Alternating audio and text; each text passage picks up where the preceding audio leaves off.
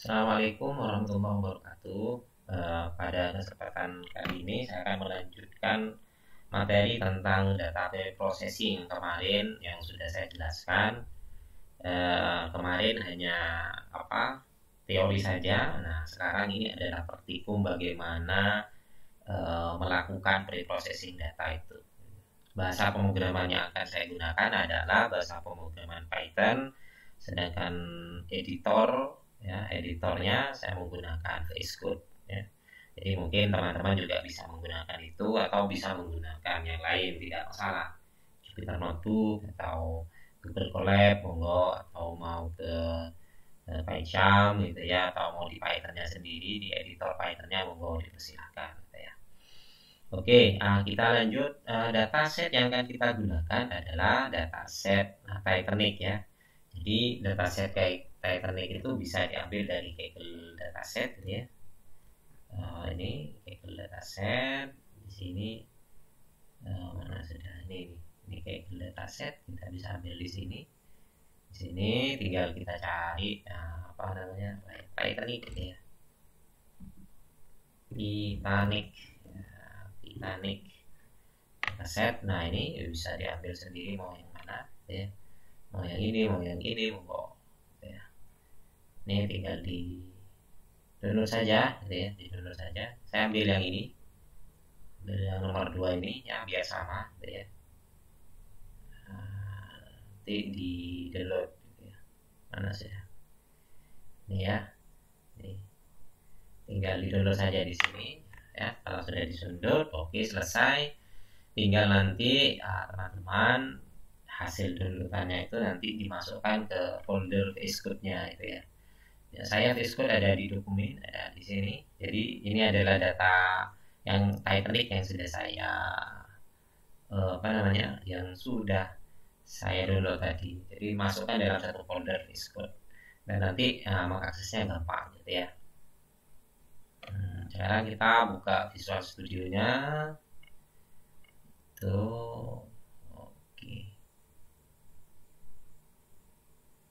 Biar enak, saya coba open folder gitu ya, di dokumen VS Code. Oke.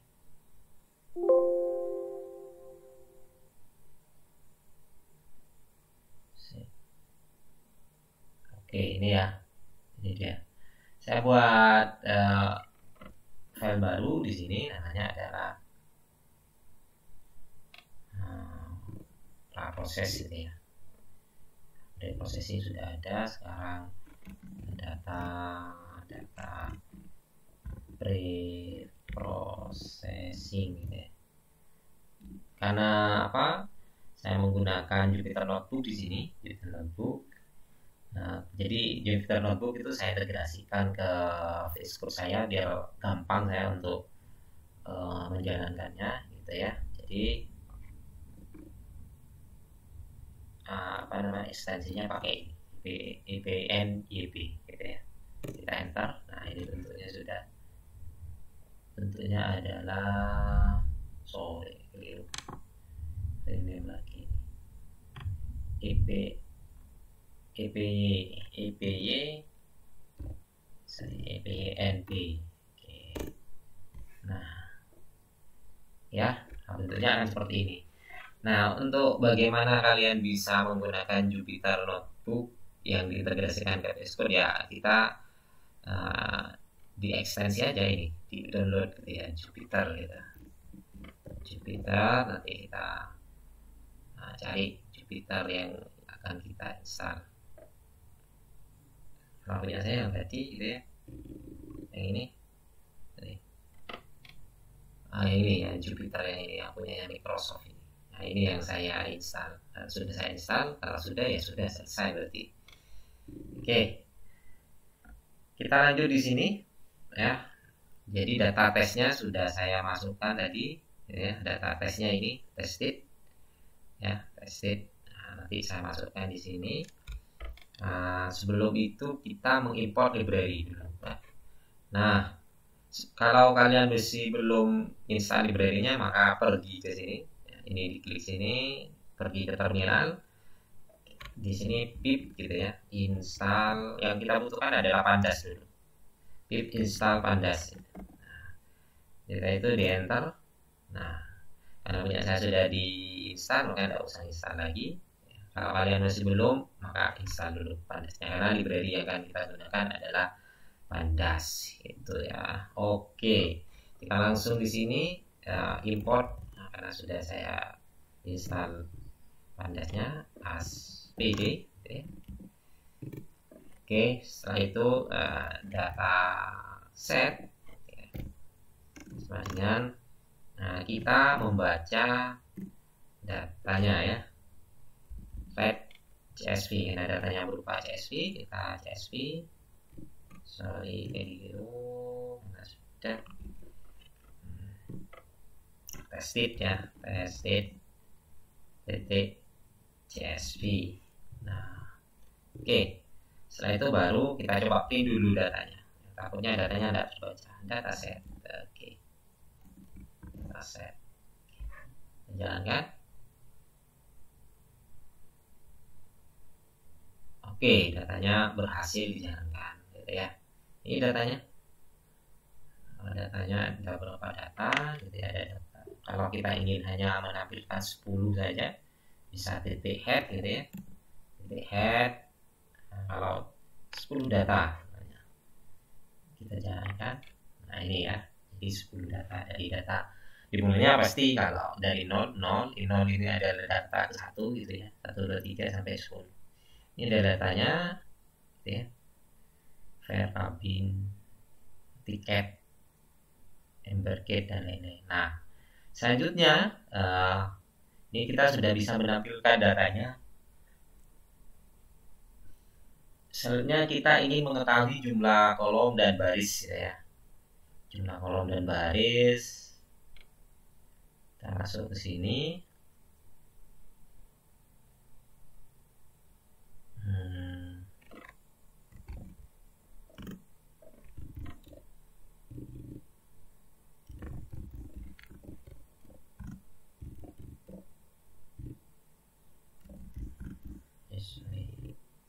Jumlah kolom dan baris.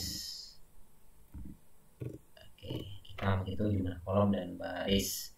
Caranya adalah kolom gitu ya, baris sama dengan dataset.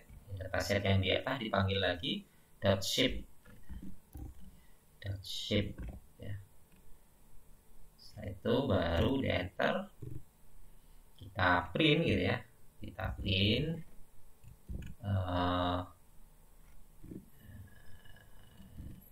jumlah kolom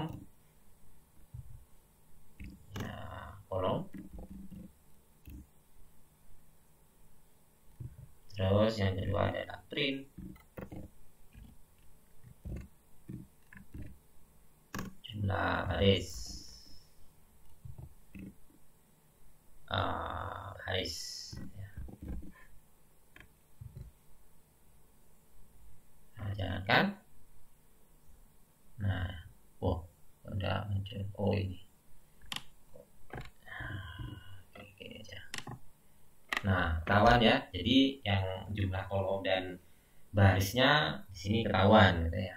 Berapa jumlah kolom dan jumlah barisnya.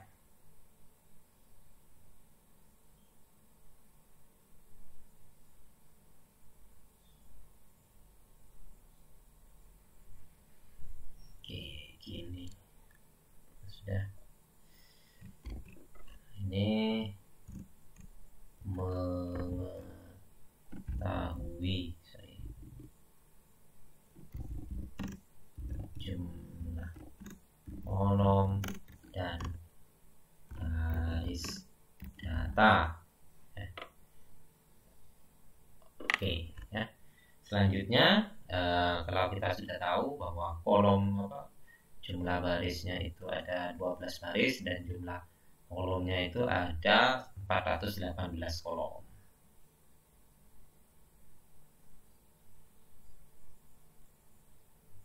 Sorry, keliru nih. Ini baris ya. Ini baris kolom, baris dulu baru kolom. Gitu ya. Ini baris, gitu nih. Terus yang ini kolom. Oke.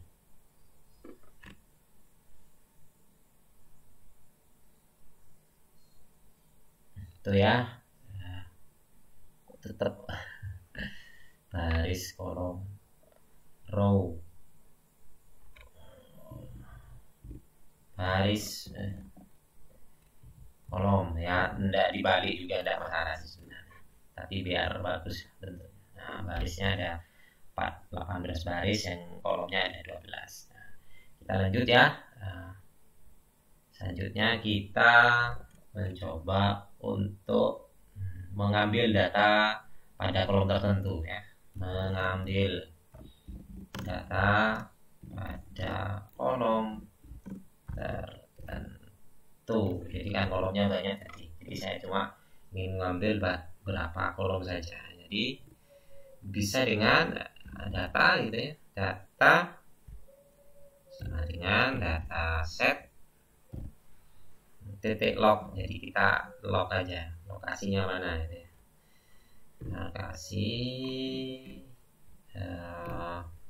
Lokasinya H, kita ngambil H di kelas dan survive, lalu kita print data. Oke, kita jalankan. Nah, ini kan muncul. Jadi kita mencoba untuk mengambil berapa kolom ya, berapa kolom di sini. Oke, selanjutnya kita lakukan memanipulasi berdasarkan grup data. Jadi kita ingin contohnya adalah mengetahui jumlah data gitu ya, jumlah jumlah penumpang ya berdasarkan dari kelasnya gitu ya. Jadi di big class ini kan ada kelasnya ini. Big class ini adalah kelas VVIP itu kelas 1, kelas VIP itu kelas 2, kelas 3 ini adalah kelas ekonomi ya. Jadi kita ingin mengetahui jumlah penumpang berdasarkan dari kelas ya, dari kelas setiap penumpang gitu ya. Jadi kelas penumpang VIP itu berapa orang seperti itu ya. Caranya adalah dengan cara tadi ini pakai apa ini, pakai data di sini ya. Oke, kita buat data baru gitu ya, data sama dengan data set data set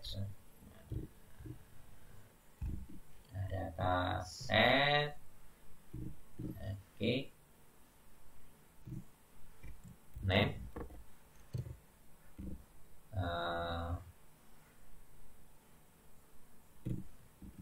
sex, terus apa lagi, age, di kelas, terakhir adalah real. Oke, itu kita ingin mengetahui jumlah penumpangnya gitu ya.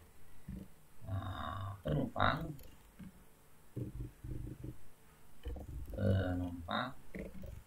sama dengan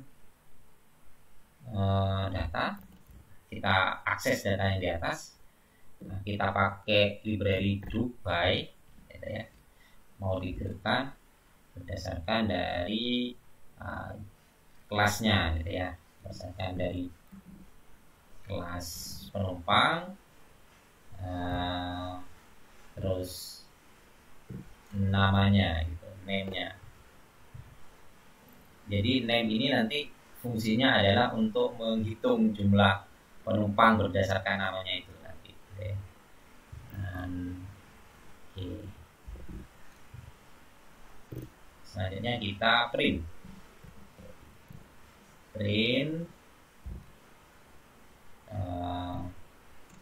jumlah penumpang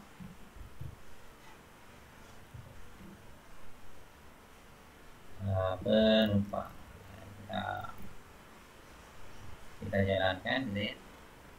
Nah, ini muncul dia jumlah penumpang berdasarkan kelasnya, berdasarkan kelasnya. Nah, untuk kelas 1 ada 107, kelas 2 93, kelas 3 ada 280 kelas ya. Dan kelasnya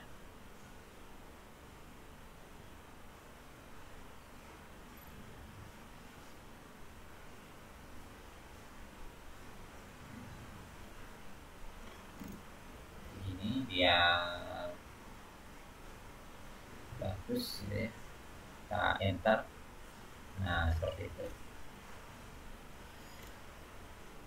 Oke, selanjutnya ini adalah selanjutnya kita akan melakukan manipulasi data dengan filter data.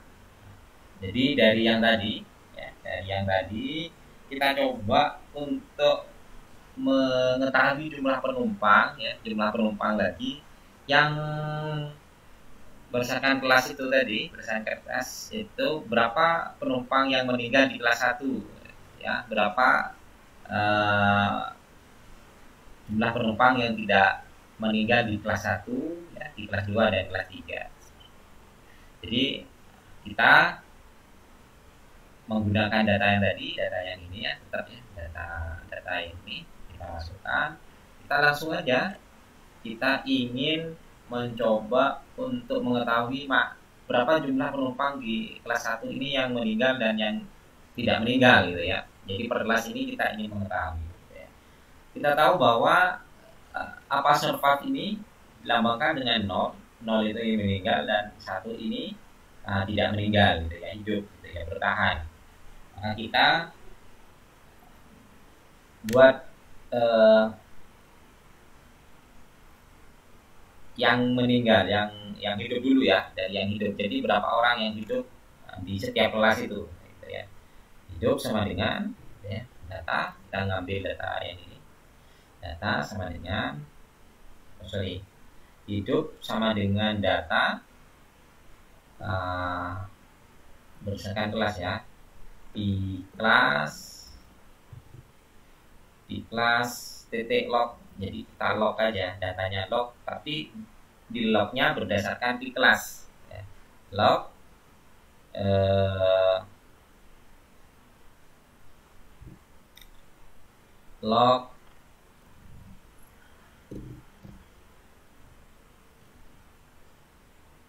log dataset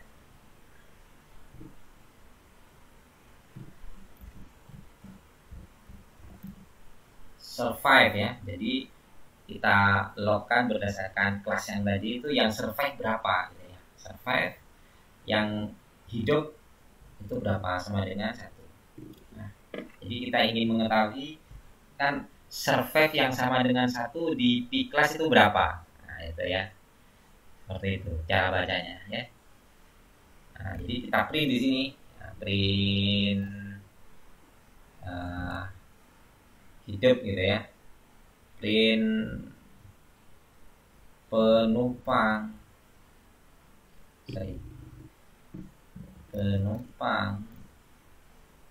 yang hidup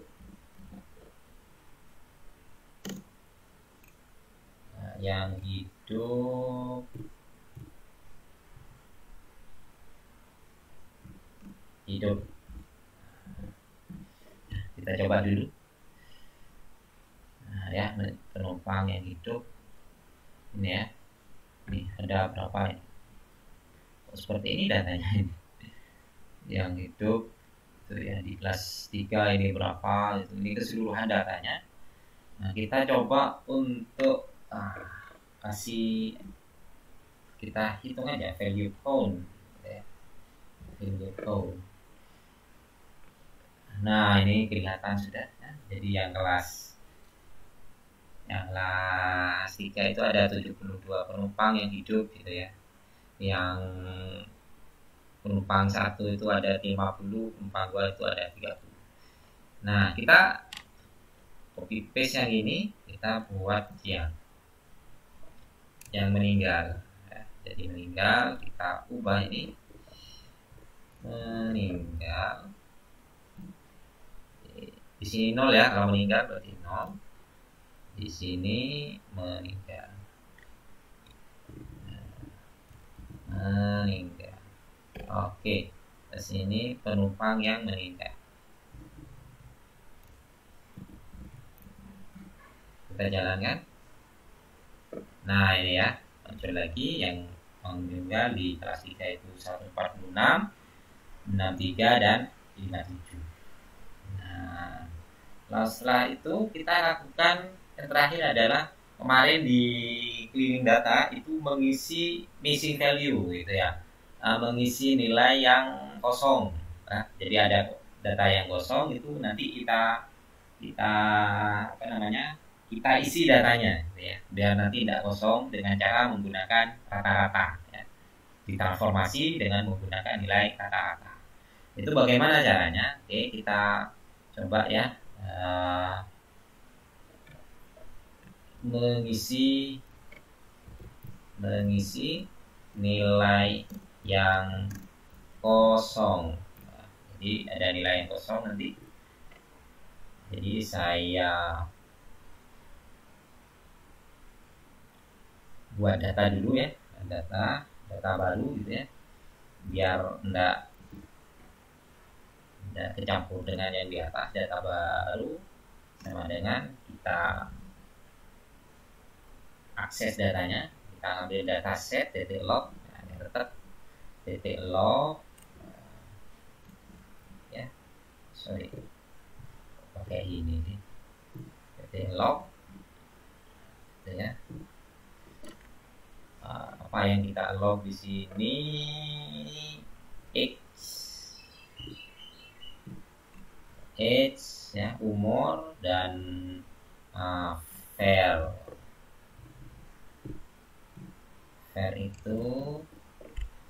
itu adalah apa ya, fare itu ya, fare itu adalah ongkos tiket ya, yang dibeli penumpang, ongkos tiketnya. Jadi fare itu adalah ongkos tiket.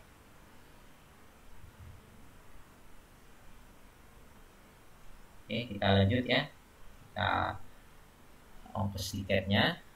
Nah, jadi kita mengisi nilai ini. Nah, sebelum itu kita coba untuk print dulu datanya. Apakah datanya bisa terprint atau tidak? Print data baru.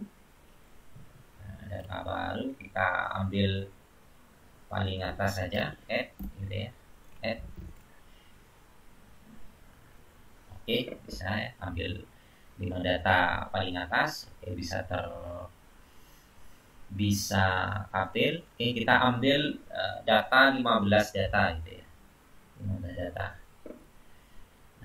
Nah, ini di 15 data, ketika di sini di age ini ada data yang none di sini, yang kosong. Nah, ini perlu kita isi gitu ya. Kita buang atau kita isi? Oh, kita isi saja. Kita mengisi nilai yang kosong ini ya dengan menggunakan nilai rata-rata ya. Ditransform dengan menggunakan nilai rata-rata. Bagaimana caranya? Nah, caranya adalah dengan cara seperti ini. Oke, kita masukkan. Ini kan yang kosong age. Jadi data baru age ya. Yang kita mau isi kan data age di sini. Data age sama dengan data baru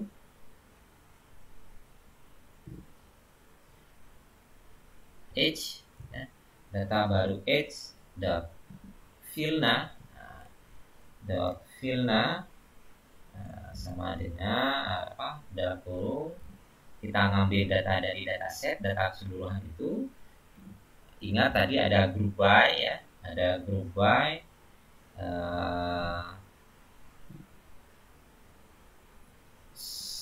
Jadi kita mengambilkan berdasarkan survive-nya ya. Group by survive di sini. Survive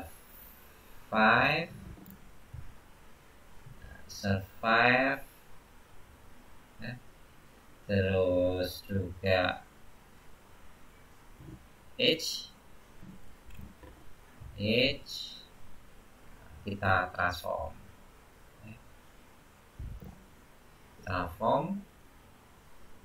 dengan nilai nian. Oke, sudah ya. Itu baru kita print.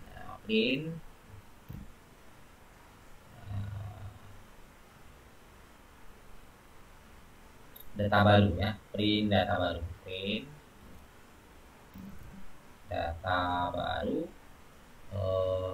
titik head 15 sama nanti. Oke, kita jalankan. Nah ini ya, ini yang nan ya, ini yang nan. Nah ini yang sudah diperbaiki ada kita. Ini data ke 10. Nah ini data ke 10 tidak muncul. Kita bahas 11 saja. Ini 11, ini juga 11. Ini kan data ke sebelahnya ini. Nah sekarang data ke sebelahnya ada nilainya, yaitu 30. Mengambil dari nilai rata-rata keseluruhan nilai ya, keseluruhan nilai dibagi dengan jumlah datanya berapa, hanya dihasilkan nilai di 30. Nah seperti itu ya. Sampai sini paham ya mengisi value data. Oke, sudah nyampe berapa menit ini kita? 27 menit. Oke, 27 menit.